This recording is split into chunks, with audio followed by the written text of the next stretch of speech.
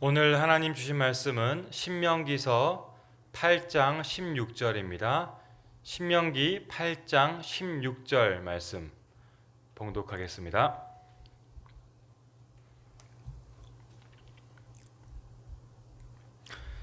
내 조상들도 알지 못하던 만나를 광야에서 내게 먹이셨나니 이는 다 너를 낮추시며 너를 시험하사 마침내 내게 복을 주려 하심이었느니라. 아멘.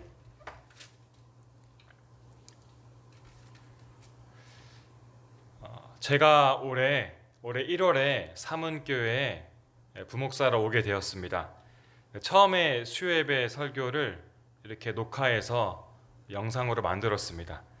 그러면서 올해 여름쯤에는 이제 대면 예배를 할 수 있겠지, 그런 생각을 했었습니다. 그런데 지금 여름인데 코로나 확진자가 가장 많이 나오고 있습니다. 텅 빈 예배당에서 이렇게 혼자서 영상 설교를 준비하고 녹화하는 것 참으로 안타까운 일입니다. 그런데 언제 끝날지 우리가 알 수 없는 상황입니다. 제가 이제 거의 10년 만에 한국에서 여름을 맞게 되었습니다. 그런데 한국 여름 덥다고는 들었는데 정말로 제가 이렇게 올해 여름을 겪다 보니까 정말 폭염이 진짜 심하구나라는 것을 몸소 느끼고 있습니다. 하나님께서는 왜 전염병으로 예배 드리는 것을 힘들게 하셨을까? 사람과 만나지 못하게 단절을 하게 했을까? 우리에게 일하는 것에 어려움을 주고 경제 활동에 어려움을 주셨을까? 왜 여러 가지 자연재해를 줘서 힘들게 하셨을까? 이런 생각들을 많이 하게 됩니다. 그렇지만 분명한 것은 하나님께서는 이 환난 가운데서 우리를 향한 계획과 섭리가 있다는 사실입니다.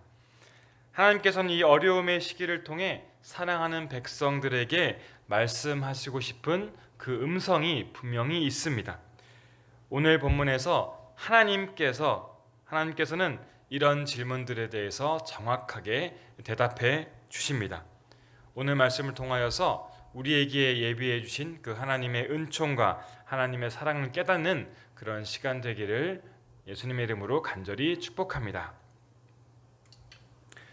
오늘 신명기 8장, 이 8장에서 모세는 가나안 땅을 눈앞에 두고 있는 백성들에게 하나님의 말씀을 선포하고 있습니다.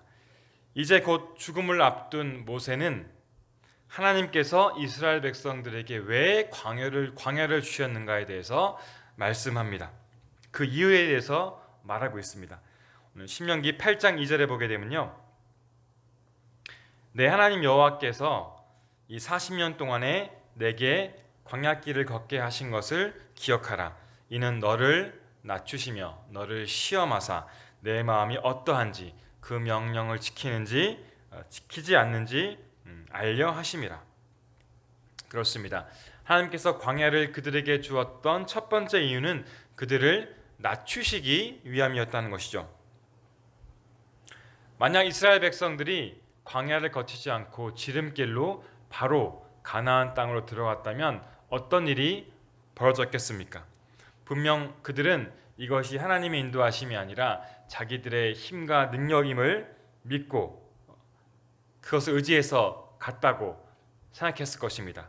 그들은 교만해졌을 것이고 자신들이 주인이 되어서 하나님을 섬기지 않고 하나님을 의지하지 않는 그런 인생들이 되었을 것입니다. 하나님께서는 이 모든 것들을 아시고 그들을 광야길로 돌려주셨습니다. 그리고 그들을 철저하게 낮아지게 만들어 주셨다는 것이죠. 여러분, 광야는 어떤 곳입니까? 광야는 어떤 사람의 도움이 없다면 아무런 것도 할 수 없는 그런 곳입니다. 죽을 수밖에 없습니다. 혼자서는 절대 살아남을 수 없는 그런 곳입니다. 자신의 힘과 능력이 철저하게 부서지는 곳이 광야입니다. 낮추시다의 히브리어는 아나입니다. 그 뜻은 교육하다라는 의미를 가지고 있습니다. 하나님께서는 그들에게 무엇을 교육할 목적으로 그들을 광야에서 낮추셨을까요?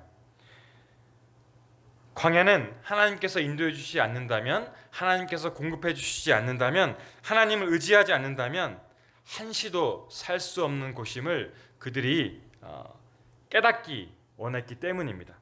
하나님께서는 그들이 하나님만 섬기고 하나님만 의지하고 하나님만 두려워하라고 광야에서 낮추어 주셨습니다.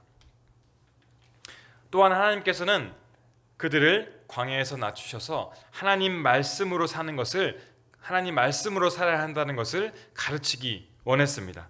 신명기 8장 3절에 너를 낮추시며 너를 줄이게 하시며 또 너도 알지 못하며 내 조상들도 알지 못하던 만나를 내게 먹이신 것은 사람이 떡으로만 사는 것이 아니요 여호와 입에서 나오는 모든 말씀으로 사는 줄을 내가 알게 하려 하심이니라. 이렇게 말씀합니다. 이스라엘 백성들이 광야에 낮아짐이 없었다면, 배고픔이 없었더라면 결코 하나님의 말씀을 듣지 않고 자기 멋대로 살았을 것입니다. 그들은 계속해서 육을 추구하는 사람으로, 떡을 추구하는 사람으로 그렇게 살았을 것입니다. 먹고 마시고 배부르고 즐기는 것이 그들 인생의 최고의 목적이 되었을 것입니다. 하나님께서는 그들을 낮추셔서 그들의 생각을 다 벗어버리게 하시고 하나님 말씀을 청종하도록 만들어 주셨습니다. 하나님의 말씀으로 살아갈 때 그들이 하나님의 인도하심을 경험하도록 그렇게 만들어 주셨습니다.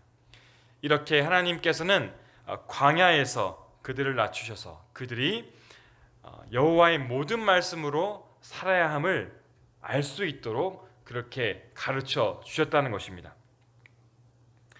사랑하는 성도 여러분, 하나님께서 이스라엘 백성들을 낮추셨다는 말씀 어떻게 다가오십니까? 신명기 8장 12절부터 14절을 읽어보게 되면 배부르고 아름다운 집을 짓고 가축이 번성하고 재물이 풍부할 때 내 마음이 교만하여 여호와 하나님을 잊어버릴까 두려워하라, 염려하라고 이렇게 말씀합니다. 그렇습니다. 만일 우리에게 광야가 전혀 없고 계속해서 모든 것이 만사형통으로 잘 풀린다 그러면 어떤 누구도 하나님을 찾지 않을 것입니다.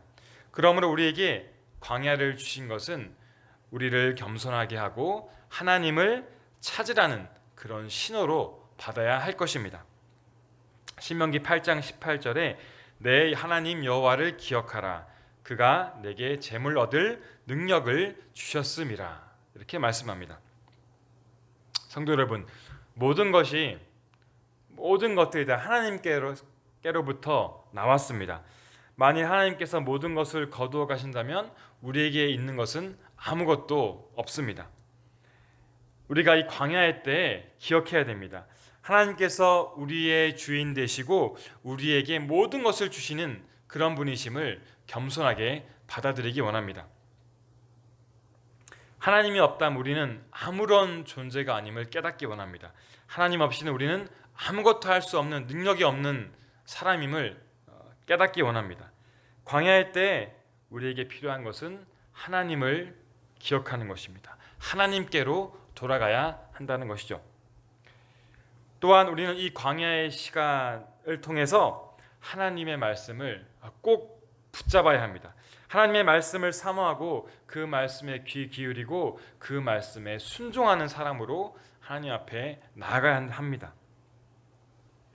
제가 캐나다에 살 때 코로나가 심각해지던 초기에 많은 사람들이 슈퍼마켓에 가서 필수품들을 막 사재기를 했습니다. 그때 이제 휴지라든가 아니면 뭐 소독제라든가 뭐 계란이라든가 그런 것들을 다 이렇게 사재기를 해서 사드렸습니다. 그래서 제가 저희도 물건을 사려고 갔더니 그런 물건을 살 수가 없었습니다.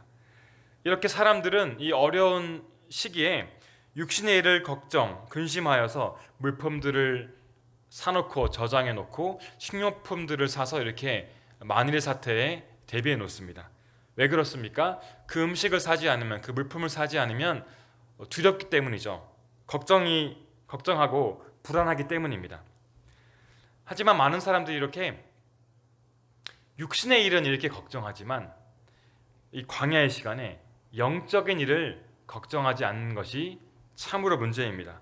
영적으로 피폐하고 무너지고 있는데 그것을 두려워하지 않습니다. 하나님 말씀을 읽지 않고 하나님 말씀을 듣지 않는데 하나님 말씀과 멀리 살고 있는데 그것을 두려워하지 않습니다. 하나님 말씀을 붙잡지 않고 자기 멋대로 산다는 것이죠.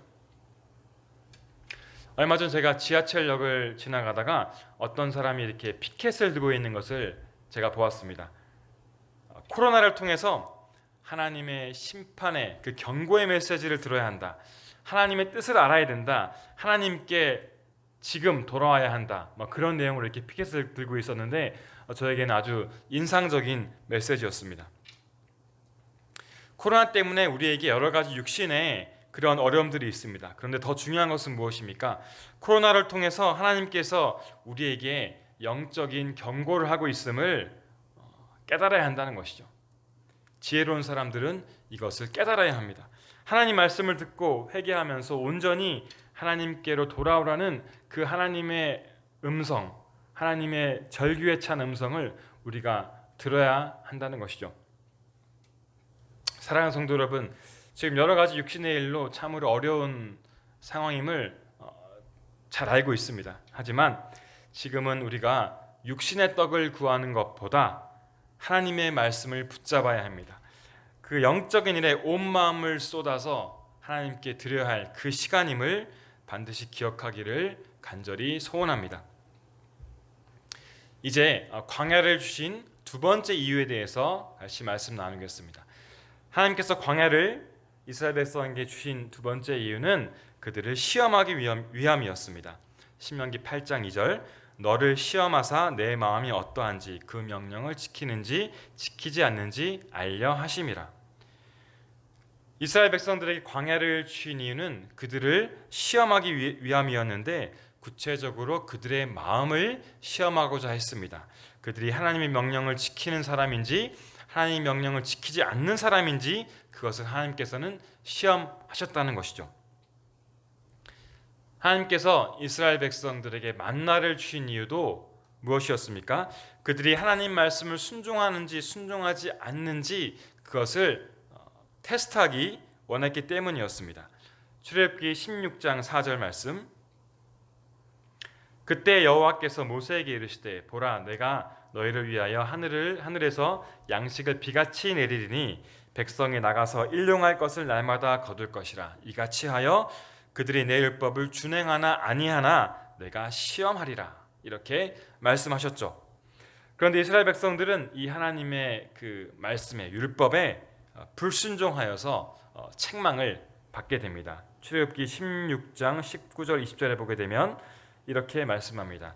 모세가 그들에게 이르기를 아무든지 아침까지 그것을 남겨두지 말라 하였으나 그들이 모세에게 순종하지 아니하고 더러는 아침까지 두었더니 벌레가 생기고 냄새가 난지라. 모세가 그들에게 노하니라. 이렇게 말씀합니다. 이렇게 순종을 시험한 이야기는 성경에 많이 있지만 아브라함이 이삭을 바쳐서 순종한 것이 아주 대표적인 이야기일 것입니다. 창세기 22장 1절에 그 일 후에 하나님이 아브라함을 시험하시려고 그를 부르되 아브라함아 하시니 그가 이르되 내가 여기 있나이다. 여호와께서 이르시되 내 아들 내 사랑하는 독자 이삭을 데리고 모리아 땅으로 가서 내가 내게 일러준 한 산 거기서 그를 번제로 드리라. 이런 명령을 하나님께서 아브라함에게 하셨습니다. 왜 하나님께서 아브라함에게 이런 시험을 주셨습니까? 그의 순종을 보기 위함이었습니다. 순종하나 순종하지 아니하나 이것을 테스트하기 위해서 이런 시험을 주셨습니다. 이스라엘 백성들을 시험하신 이유도 무엇입니까? 이스라엘 백성들이 순종하나 안 하나 그리고 순종하는 사람들을 가나안 땅으로 들여보내기 위해서 하나님께서는 그들을 시험하셨습니다. 하나님께서 우리에게 주시는 시험들이 있습니다. 이 시험들 힘들죠. 그리고 피하고 싶을 때가 많이 있습니다. 그렇지만 이 시험을 통해서 우리는 훈련되게 되고요. 이 시험을 통해서 우리는 성숙하게 됩니다. 그리고 우리가 이 시험을 통과한다면 하나님께서 우리를 가장 좋은 곳으로 가장 좋은 길로 인도해 주실 것입니다. 그 시험에 이기는 길이 무엇입니까? 우리가 어떤 상황에도 불구하고 하나님께 바로 순종하는 것, 이 순종을 통하여서 우리는 시험을 이겨내게 되고 하나님이 예비하신 그 가장 좋은 길로 나아갈 수 있음을 믿으시기 바랍니다. 우리가 광야에서 하나님이 주시는 시험을 통과하기 위해서 반드시 순종이 필요함을 기억하십시오. 순종의 사람이 되지 못한다면 이스라엘 백성들, 모압에 있는 이스라엘 백성들을 생각하면서 우리도 모압처럼 계속 가나안 땅에 들어가지 못하고 거기서 머물러 있을 수밖에 없는 그런 신앙으로 살아갈 수밖에 없을 것입니다. 지금까지 말씀을 다시 한번 정리해 보겠습니다. 하나님께서는 하나님의 백성들을 광야에서 낮추시고 시험을 주시는 분이었습니다. 그렇다면 하나님께서 이스라엘 백성들을 광야에서 낮추시고 시험하신 그 하나님의 목적, 하나님의 최종적인 그 목적, 계획이 무엇이었습니까? 오늘 본문 말씀이죠. 신명기 8장 16절 말씀입니다. 내 조상들도 알지 못하던 만나를 광야에서 내게 먹이셨나니 이는 다 너를 낮추시며 너를 시험하사 마침내 내게 복을 주려 하심이었느니라. 아멘. 하나님께서 그들을 광야에서 낮추시고 시험을 주셔서 이걸 통과하게 하셔서 그들에게 복을 주기 위한 그런 놀라운 계획을 하나님께서는 가지고 계셨다는 것입니다. 그들이 복을 얻기 위해서 무엇이 필요했습니까? 축복을 얻기 위해서 그들은 하나님만 의지하고 하나님의 말씀을 듣고 하나님 말씀 없이는 살 수 없는 그런 겸손한 사람이 되어야 했습니다. 그리고 최종적으로 하나님의 말씀에 순종하는 사람으로 그 시험에 통과하여야만 했습니다. 이스라엘 백성들은 이 시험에 통과하여서 마침내 가나안 땅으로 들어가게 되었습니다. 복을 누리게 되었습니다. 그곳은 어떤 곳이었습니까? 오늘 신명기 8장 6절 이하에 보게 되면 얼마나 그 땅이 좋고 아름다운지 설명을 하고 있습니다. 물이 넘쳐나고 곡식과 과일과 꿀이 풍요로웠습니다. 먹을 것이 모자람이 없고 어떤 부족한 것도 없었습니다. 모든 필요가 공급되는 지상낙원, 광야와 완전히 완벽하게 대조되는 곳이 바로 가나안 땅이었습니다. 많은 사람들이 말합니다. 이 광야는 정말 너무 힘들다, 고통이고 실패고 저주고 심판이다, 이렇게 부정적으로 말을 합니다. 그러나 하나님을 믿는 우리들에게는 광야는 어떤 곳입니까? 광야는 기회이고 축복이고 하나님의 사랑이 넘치는 그런 곳입니다. 우리를 훈련시키고 성장시키는 그런 놀라운 장소입니다. 저와 여러분들은 지금 어디에 있습니까?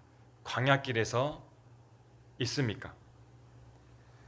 광야는 우리에게 복을 내려주시기 위한 복의 통로입니다. 광야는 우리를 향한 놀라운 하나님의 계획임을 믿으시기를 간절히 소원합니다. 예수 그리스도를 믿는 우리들에게 광야는 절망하는 곳이 아니고 포기하는 그런 곳이 아닙니다. 광야는 오히려 하나님께 더 가까이, 더 깊게 나아가는 그런 시간입니다. 말씀 붙들고 성장하는 그런 시간입니다. 하나님께 순종하는 시간입니다. 이런 사람들에게 광야는 축복이고 기회이고 은총과 사랑의 시간임을 기억하시기 원합니다. 사랑하는 성도 여러분, 이 광야의 시간에 먼저 자기 자신, 나를 한번 돌아보기 원합니다. 내가 하나님 앞에 지금 겸손히 서 있는가?